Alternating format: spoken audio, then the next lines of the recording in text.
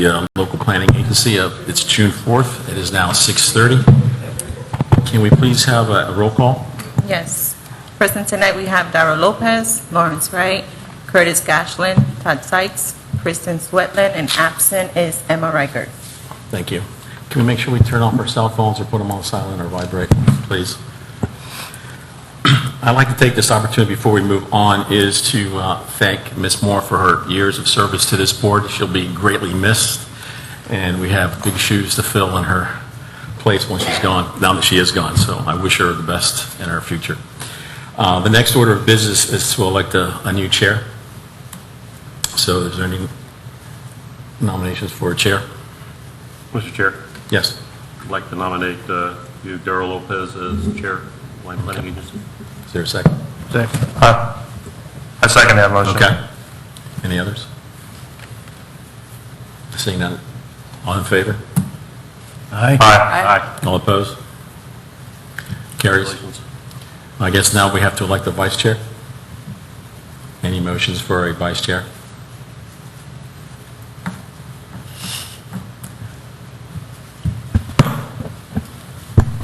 Mr. Chair, I'd like to nominate Mr. Wright. Okay.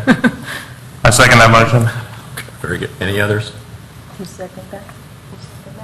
Mr. Todd. Seeing none, we'll take a vote.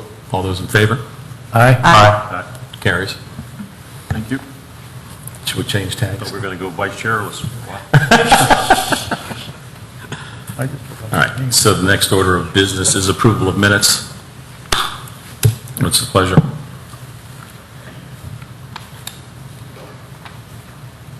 Mr. Chair, Yes. I would like to make a motion to approve the minutes for April 4th, 2019 as written. Is there a second? Second. Is that you?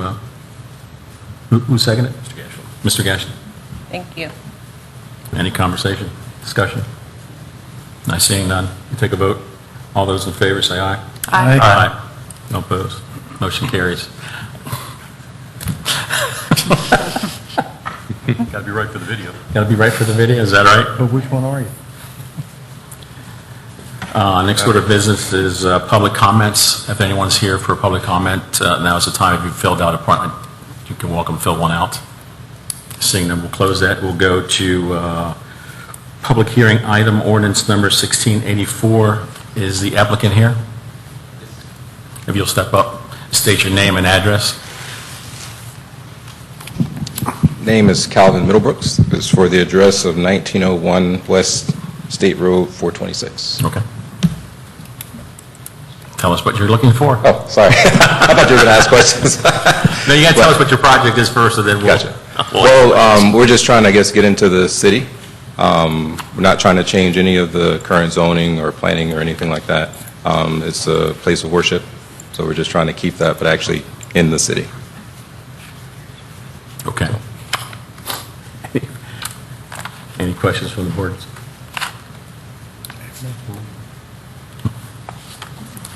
If we have any questions, we'll call you back up. Okay. All right. Can we hear from staff now? Thank you. This is a request for the local planning agency to recommend approval of the proposed amendment to the city's official zoning map to convert 1.99 acres from county commercial C3 to city commercial C2. The subject property is located at east of State Road 426 and south of Mitchell Hammock Road, next to the Valvoline Instant Oil Change Station. The Congregation of Jehovah's Witnesses, their property was voluntarily annexed into the city back in July of 2003. The future land use was changed also, but the zoning was not changed. So this is a request to make sure that the future land use and the zoning align with each other and they're brought into accordance of proper zoning within the city. So the applicant, as mentioned, is the West Oviedo, Florida Congregation of Jehovah's Witnesses, represented by Calvin Middlebrooks. This is the first of two hearings. The second one will be is tentatively scheduled to be taken to City Council in July, sometime in July. Staff evaluated the proposed zoning map change according to the comprehensive plan policy 1-1.1.4, which establishes the criteria for future land use maps amendments and also rezoning, which this is a rezoning request. And when we were assessing the zoning map request, according to the comprehensive plan, staff found that the designation of the subject property to C2 zoning classification aligned with the policies within the objectives of the comp plan and the land development code. And especially in the regards to placing higher intensity commercial uses along arterial and collector roadways, which for State Road 426 is an arterial roadway. Also, the proposed commercial zoning, C2 zoning district is compatible with the surrounding zoning districts and existing land uses in that area. The current use, church use, is compatible with the surrounding commercial use land uses and is permitted in the C2 zoning district. The proposed zoning change will not increase the maximum development potential or the floor area ratio, and it will stay at 0.5 under the commercial future land use designation, and there are no additional adverse impacts to transportation, the demand on water, sewer, or solid waste, so that won't change. Also, it does not add to, this zoning change does not add to the supply of vacant commercial acreage within the city, because there's already, the property is not vacant, and there is, the church use will remain. There are no additional capacity improvements needed for this zoning map amendment, and there are no adverse environmental impacts anticipated. The designation of this property to C2 zoning provides economic development in the future, but it won't increase the supply of vacant non-residential lands available for economic use at this time. The C2 zoning district allows for diversity of land uses, and this proposed zoning amendment supports the city's effort to increase opportunities for a viable mixture of land uses within the city that are accessible for non-motorized and motorized transportation uses in the future. I wanted to let you all know that concerning the budget impact, when we reviewed that, there are no anticipated budgetary impacts with the adoption of this zoning map amendment. And regarding the strategic impact, the proposed zoning map amendment tonight is consistent with the economic and development strategy goals to promote diversification in the local economy. And after evaluating this zoning map amendment request to the comprehensive plan, we at staff recommends that the local planning agency conduct a public hearing and make recommendation of approval ordinance 1684 to the City Council. And I also wanted to mention that the City Attorney has reviewed this ordinance and identified no concerns relative to the content and the accuracy. So, Mr. Chairman, if you have any other questions or board have any questions, please let me know. Is there any questions from the board?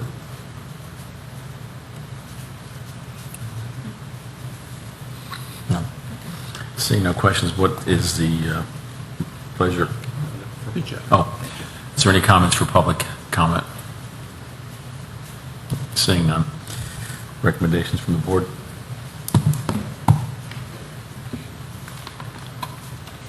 Mr. Chair, Yes. I'd like to make a motion to recommend approval of ordinance number 1684 as written.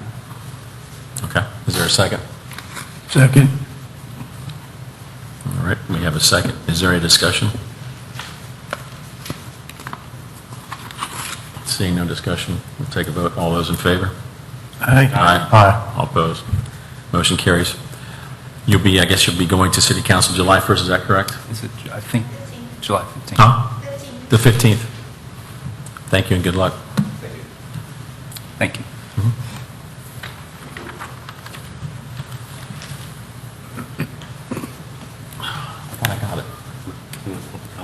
Oh, sorry. Just cover the gap. Since I missed an item, let me go backwards a little bit. Is there anybody here for public comments? Seeing none, we'll close. Move. Well, you did that part, but we have a public meeting, there is no. There is no public meeting. Yeah, Sorry. just an agenda item, that's all. Thank you. We'll get there. Training wheels. Huh? Training wheels, yeah, exactly, right? Discussion items? Any discussion items? Seeing no discussion items, Mr. move Chair, on. sometime before you're through, can I just go over one thing? By all means, start now. Okay. I told y'all I would do some some continuing education each meeting. I'm not going to do any tonight, but I thought something might be of interest to you. It's the House Bill 1159. This is illustrative of what the legislature is doing to local governments right now. This bill passed both houses of the legislature. It's not been tendered to the governor yet, which I think 139 bills passed and 110 still haven't gotten to his desk because they're still playing games, negotiate who's going to get their bills approved and all that. But this bill relates to trees, something that has been pretty significant in Oviedo over the past. Yeah, you sent something in the email about a week Let me or so read the bill to you. It won't take very, the bill has several parts, but the first part's about trees. The last part just tells the property appraiser to post a property owner bill of rights on his website. Okay? And I won't get into that. It's interesting, but here's what the legislation about trees said. And trees has noted the original salesmanship of this bill was that it related to post-hurricane issues, right? That because we don't want to have this regulatory, oppressive regulatory scheme after hurricanes when trees are damaged and the like. So we need to have some relief for property owners in those situations. Well, the bill doesn't say anything about hurricanes, okay? But here's what it does say. A local government may not require a notice, application, approval, permit, fee, or mitigation for the pruning, trimming, or removal of a tree on residential property if the property owner obtains documentation from an arborist certified by the International Society of Arboriculture, I didn't say it right, or a Florida licensed landscape architect that the tree presents a danger to persons or property. Next subparagraph. A local government may not require a property owner to replant a tree that was pruned, trimmed, or removed in accordance with this section. So that's not the way the city of Oviedo has operated in the past. That's not the way a lot of cities have operated in the past. But that's what the legislature has imposed, whether you may agree with the legislation. So is that going to supersede then what we have in the city? It preempts. Yeah, It preempts. right. And that is the theme. That's one reason I'm mouthing off tonight, because I want you to see the theme of the Florida legislature vis-a-vis local governments. Because over and over again, session after session, things that local governments have traditionally regulated are just being taken away. And this bill, I don't know why the governor wouldn't sign it, because it has the property rights, Bill of Rights in it. But it's going to significantly change the way the city of Oviedo does business if it does go into law relative to tree protection. So, Mr. Groot, question for you. So if this is after a tree has been planted, correct, not prior? It's right. After a tree is a tree that's in the ground, right? So it wouldn't impact any of our pre-existing other than after the fact? Oh, right. But if there's a subdivision full of trees and a person of technical ability certifies that they're endangered property or life, then local government can't do anything about it. Right. So basically, they're taking away the rules of mitigation.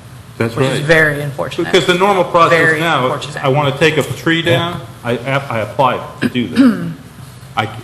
This law prohibits not only an application, but a notice. And if a property is sold, from, one party to another party for development, technically, they don't have to mitigate if the trees are taken down because it's their property. If the arborist, Or a landscape architect Or says it's landscape- okay. and you Yeah, they know don't how- have to I get a mean- permit for it. God bless professions. Sometimes they are very attentive to those who pay their bills, and those who don't, they don't really, there's the old joke about real estate appraisers. What does MAI stand for? Some people think it stands for Member of the Appraisal Institute. Some people think it means made as instructed. So, it depends, Teresa wants to say something. No, it's just for residential, right? Just So it's residential. limited to residential development, so commercial developments still would have to, to comply with the code. But the code as it is right now, I mean, any tree being removed in the city Right, needs that's to what I'm have a saying. permit Yeah. and needs to have mitigation. At this point, we have to wait to see the bill is going to be signed, and then the effective date, and then we'll have to see how we are going to proceed from now. But what it requires a certified arborist or a registered landscape architect to declare that that tree poses some danger. So initially, this bill was written to actually apply to pre-storms. So if you had a storm declared, a hurricane, and people were afraid of some trees, then to expedite the process, right? Because they would not come to us, discuss mitigation, whatever. So the state was preempting the cities to regulate during that time, so that people, and even so, it would be open opportunity for people to remove trees that were not in danger, right? But because of the hurricane.